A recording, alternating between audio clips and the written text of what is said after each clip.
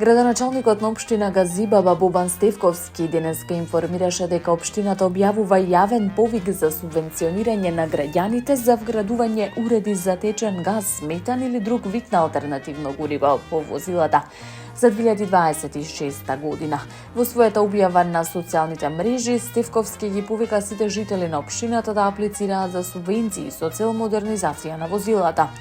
Се покрива до 50% од трошоците за вградување на уредите, но најмногу до 18.000 динари по возило.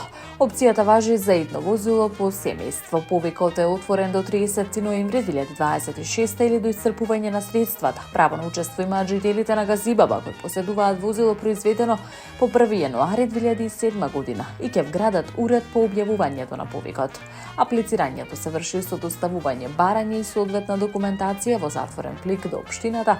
Изборот на апликантите ќе се спроведува по принципот прв дојден, прв услужен.